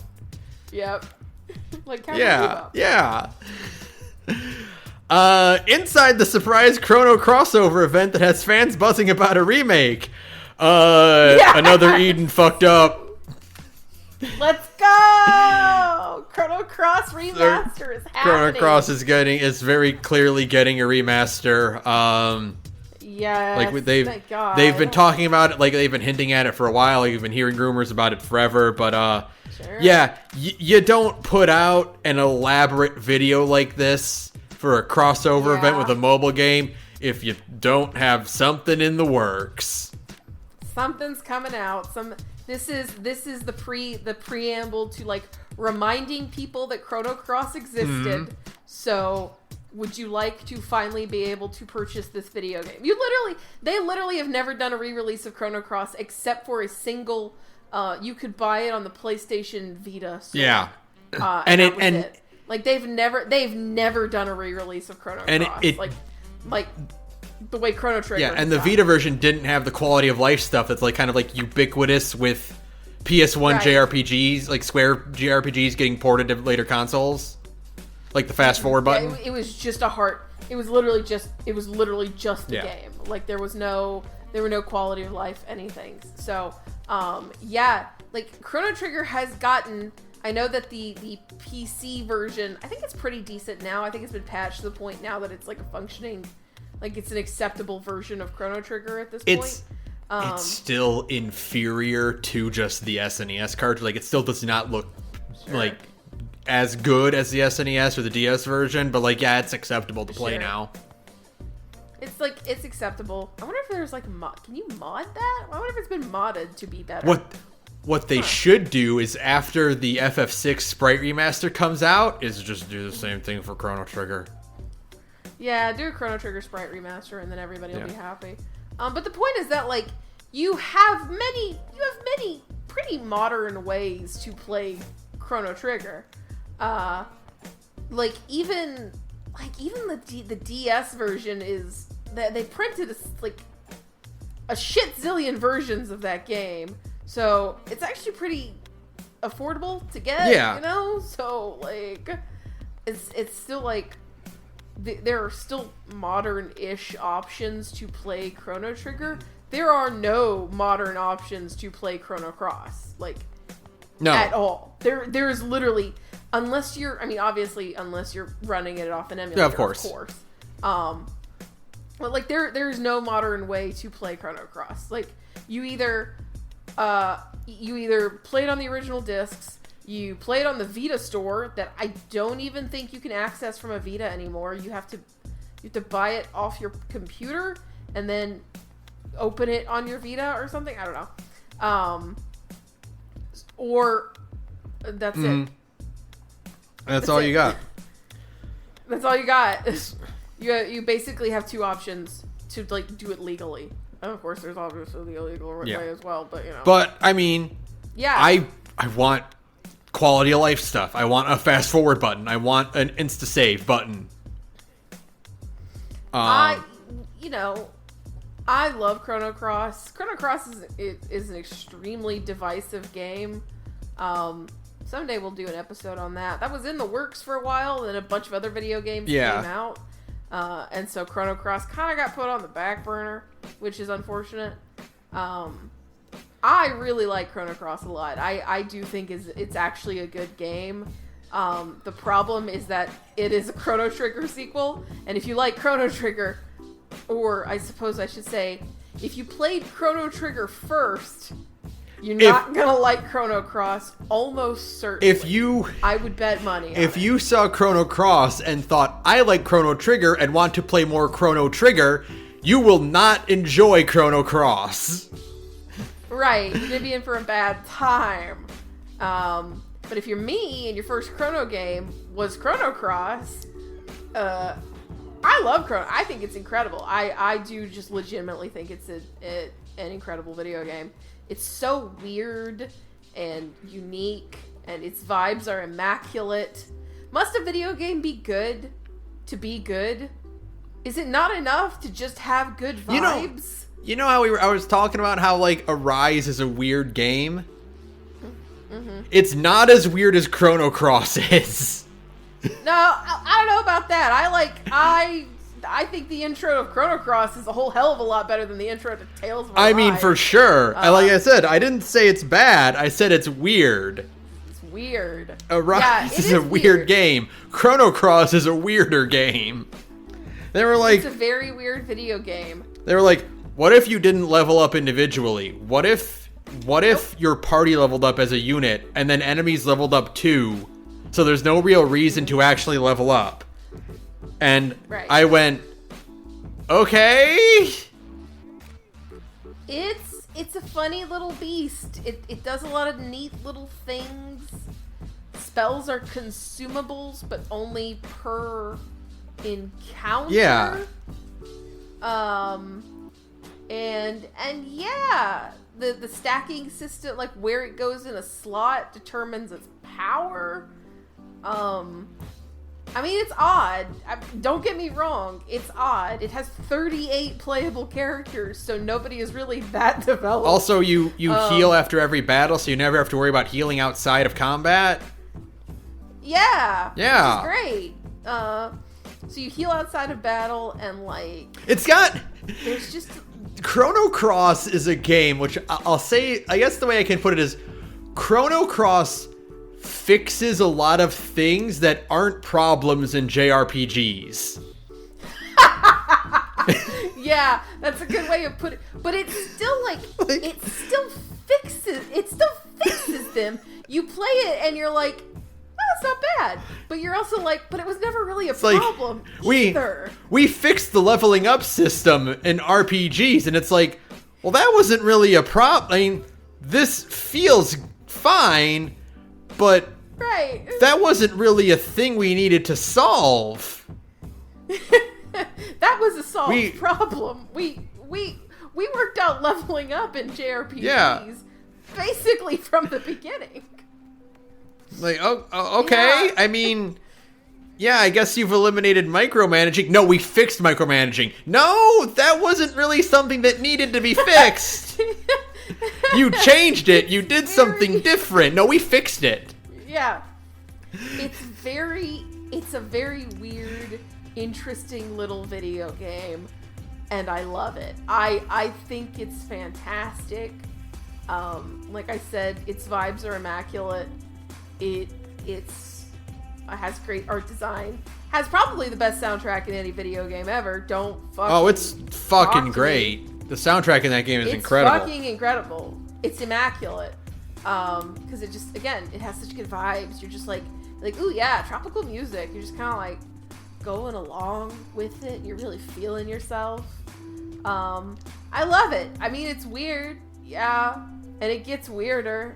That's the thing. You didn't get very far, but I'm here to tell you, it only gets weirder from here. Once I get that fast forward button, then I will beat Chrono Cross, because I've said it on the Discord as well. But like, Yeah, the thing that kept me from like continuing playing it is that I had grown fat and lazy on the benefits of modern RPGs that move quickly and can load. I guess when I was but maybe it's just because like, you've already played it. Don't play. Well, I've already played it for one, and I also don't really like play a lot of modern remasters. Like, I played the re-release. They're not really remasters. I played the re-release of Final Fantasies 7 and 9 that both have like fast forward buttons, and that's kind of it. Like, I don't really play a lot of the re-releases, so I'm not really like used to those quality of life improvements. So when I was replaying Chrono Cross, I was just like, yeah, Chrono Cross. I don't like the save time, so that does like load time. I don't necessarily mean like the remasters like specifically. I just mean like in terms of playing a JRPG in general nowadays, where it's like things just move quicker because they don't have to load. You don't have to do an elaborate zoom in whenever you start a random battle. Oh yeah, and like true. You can cast a spell, and that spell will just kind of pop off instead of like having an elaborate animation because it needs to load. Yeah, I like all that stuff. It's part of the charm. I'm definitely, but I'm also extremely biased. I will fully admit that I'm thoroughly biased towards Chrono Cross. When you beat an RPG specifically, when you beat an RPG once, your perceived time of it cuts in half on replays. Oh, absolutely, yeah. Because I literally played Chrono Cross when I was a kid. I want to say 4 times. I've beaten it at least 4 or 5 times at this point in my life because I like it so much. Even if, like, I admit, I'm like, this is weird. When I think about, like, what is in Chrono Cross, when you find out what Chrono Cross is, it'll make you insane. Like, I can't tell you what it is or what's going on because I still want it to be a surprise. But there is so much shit in Chrono Cross that, like, if you think about it for more than 15 minutes, it's gonna make you want to die. But I love it. And I highly recommend everybody play it when the remaster inevitably comes out, because it's good. Just don't, like...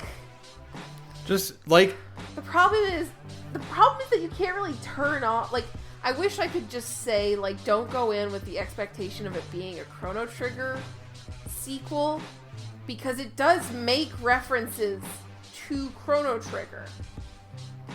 But, like... Go into it thinking of it as like a weird AU Chrono Trigger. It's not really like a sequel. Think of it as more like a Marvel what if. Exactly. And then you'll have a good time. That's it. Just think of it like that. I like it. It's good. I do want to read a quote from this article that announced like the crossover collaboration. Officially titled Another Eden the Cat Beyond Time and Space, the free-to-play adventure is a collaboration between Masato Kato and Yasunori Mitsuda, both of whom worked on Chrono Trigger and Chrono Cross. If you've played Another Eden at all, you've probably noticed a number of parallels with the Chrono games, ranging from the thematic, it's a game about time traveling, to the specific. There's a talking frog named Cyrus and a character who looks suspiciously like Luca named Dr. Ashtier. So we've got a frog named Cyrus and a human named Glenn. Yay, we did it! It's like poetry, they rhyme. It's poetry, it all rhymes, yeah. So Glenn is a really good character in Chrono Cross too. That's a problem. So that's the other problem. Oh yeah, Chrono Cross is that there's like a handful of characters who are like really, really good. You kind of end up using them all the time instead. If you're gonna play Chrono Cross when this remaster comes out, look up how to get Glenn and do that route. Well, no, don't do that. Well, anyways, don't listen to Ben. Play the video game exactly how you want to play the video game. Do the thing that gets you Glenn, and then look at nothing else in the game. Because if you make the mistake that I did, where it's like, I'm just gonna peek at a walkthrough, just gonna glance real quickly and see, it's like, oh shit, well, I can do what? Well, I'm gonna go do that. It's crazy. Honestly, it is really wild. There's like a shit ton of I still have my Chrono Cross guidebook from when I was like 12. Or however old I was when that game came out. So when I was replaying Chrono Cross, I was literally using the same old... I was like, I want to replay Chrono Cross. So I went to my dad's house and dug around in my old bedroom and found my Chrono Cross guidebook. And I was like, hey, I'm going to use you again.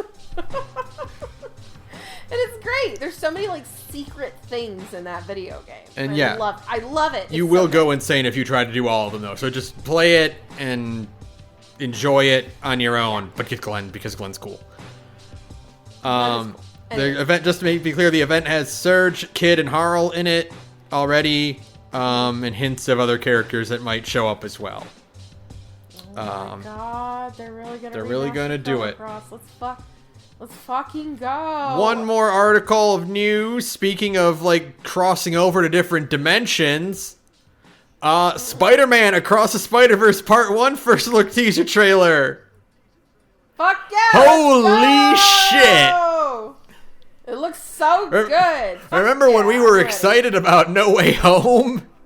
And then we were like, oh, cool, Alfred Molina, Willem Dafoe. And then Miles and Gwen showed up and stole everyone's lunch? Yeah, it owns. Daddy Long Dick is back in town, baby. No Way Home is texting me like don't answer his text, baby. You know I love you. No Way Home PayPal's you $10 million. Yeah. I'm like, no, sorry. Much as I love Alfred Molina in his Doc Ock getup, and I do, no, I'm good. I'm gonna go watch Across the Spider-Verse instead. Sorry, Oscar Isaac is Spider-Man 2099, so, like, that's where I am right now. Yes! That's where we're going. It looks so Who good. is It looks just so good. beating the shit out of a 16-year-old. Just hucking Miles around like a goddamn basketball. It's amazing. You know? He's so jacked. Yeah. Like I've seen Spider-Man 2099 in the comics, and like he's not that big. Like, yeah, he is fucking Patrick Warburton character shaped. he's very triangular. He's huge. It owns. It's so good. The new Miles suit looks really good. I like the track stripe down the side. I like the new emblem. Gwen I love great. her sneakers instead of the ballet shoes. Yep. I miss the ballet shoes, but I like the sneakers a lot. Sneakers are really cool. The ballet shoes were good too. Both designs own. So everybody. I love her gloves. Yes, those look great. The design is so good. And so one of the things they during the fight, the not fight, that's a beatdown. During the beatdown, they warp into what is clearly India. So Spider-Man India confirmed. Yes, and all the cool sound effects are in. Yeah. Hindi? I think that's. I'm sorry. I don't know what the name of the written language in India is, so forgive me. Yeah. So. But like all the sound effects are written like that. It's like that's really cool. There's so many little details in just this teeny tiny trailer. That So the only we're all hoping, the only one we need now is the Emissary of Hell, Spider-Man. Yes, the Emissary of Hell. You need. Please, God, please. That's all we're missing. I don't need anything else. I need the team to be Miles, Gwen, 2099, India, and Tokusatsu Spider-Man. Yes, please, God. God, that would be awesome. And it's called Across the Spider-Verse Part 1. So already confirmed that there's going to be a third one. Part 1 in 2022, and then Part 2 in early 2023. Oh my God, that's awesome. Yeah, man, just... hell yeah. I don't even need to see Peter B. Parker that much. Just a little cameo. Just let me know. Yeah, I just need a shot of him and MJ back together, and like he gets his life together, and that's it. That's all I need. Then you can move on. Sure. Just show him. Yeah, show him one little bit. Just let me know that he's all. Let me know that he's all right. You know. Let me know that Noir and Penny are doing all right. That's it. That's all I need. Let me move on. Yep, and then just show. Get some new Spider-Man. Yep, and then show me the Emissary of Hell. I want to see him. I want to see him pull out a submachine gun. You're the one getting smoked, Please. Dobby. Yeah.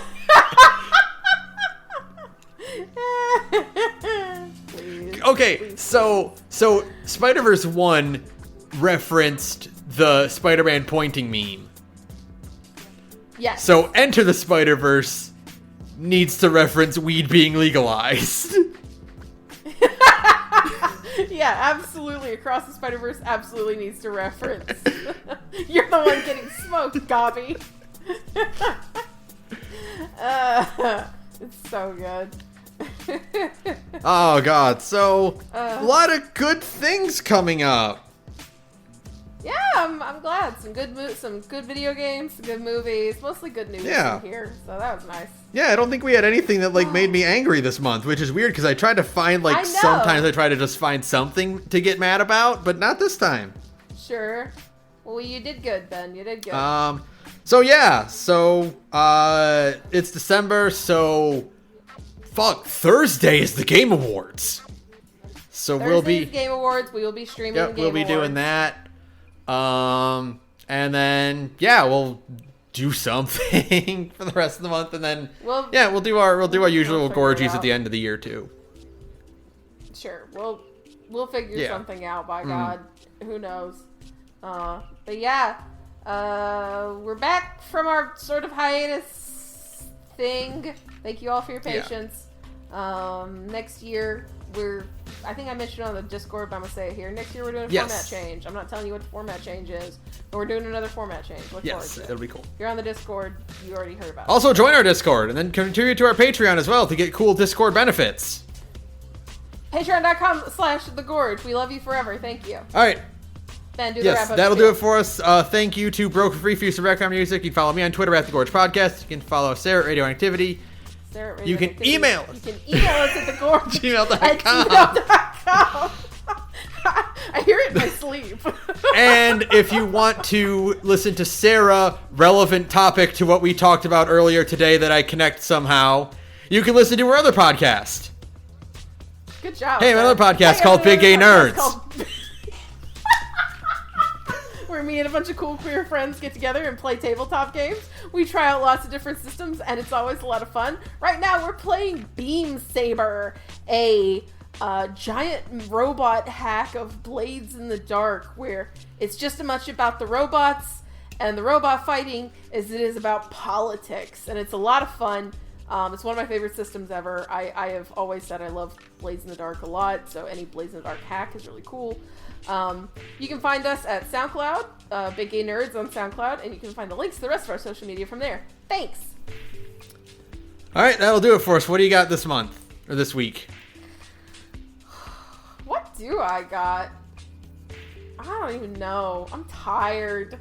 I'm just tired. You know what? You know what? I do got something. This isn't necessarily mean, but yeah, fuck No Way Home.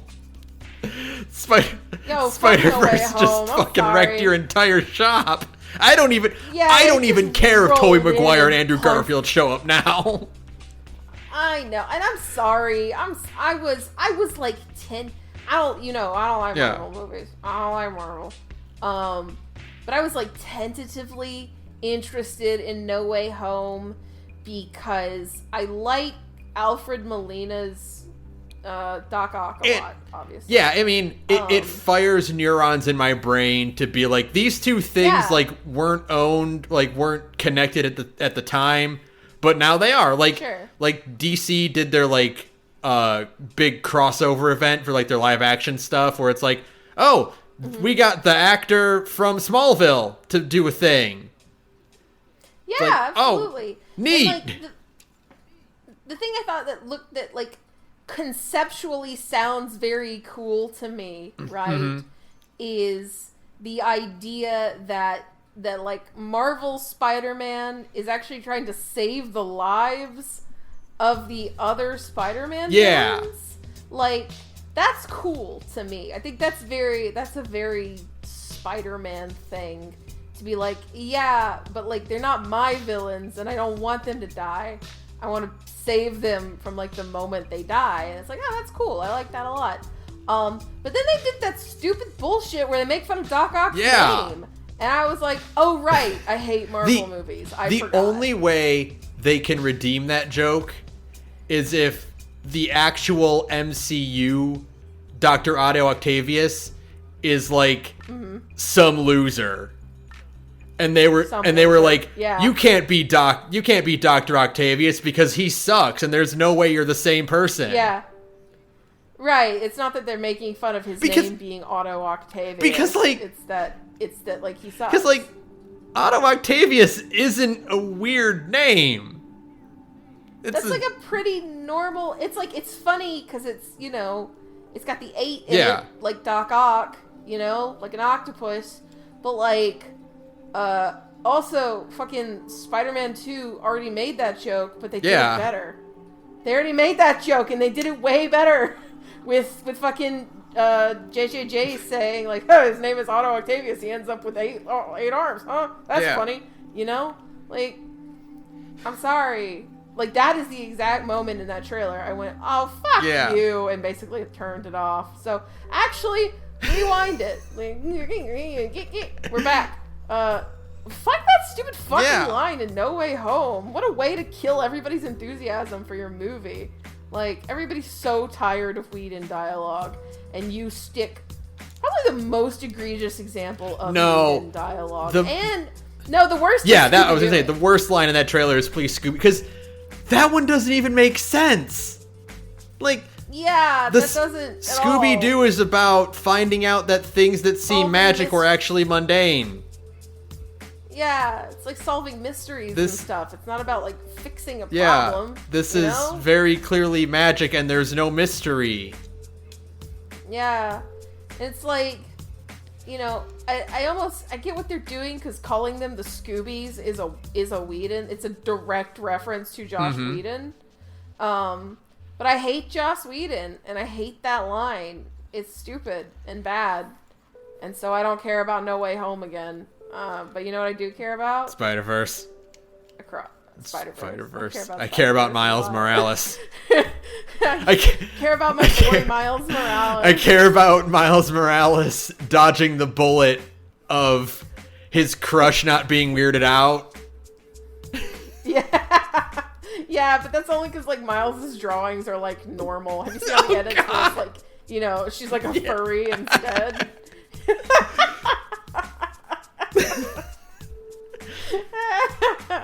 Oh, thank God Miles is relatively normal. Otherwise, that could have been way, way more uncomfortable. Did you see the post where it was like, it's the comment of like, the worst she can say is no, and it cuts to Gwen and it's edited to say ew, and then the next panel is that clip from the comics where like a Spider-Man hangs himself. Yeah, it's exactly that. Oh God, I can't wait though. It's gonna be so I can't wait. Good. It's so not that far away. It's less than a year. It's less than a year. I'm fucking ready, y'all. I am extremely fucking. So wait, it's early 2022. It's October 2022, and then early 2023 for part 2. Wow, that's a really short. They must have wanted it to be one movie. And they're like, this is... And it turned out... And it accidentally came out to be like 3.5 hours Yeah, and they're like, no, this has to be 2. Yeah. Okay. Well, that's fair. That makes sense. Well, I'm excited. So, get ready for me to talk about that and nothing else when it finally comes out. Good night, everyone.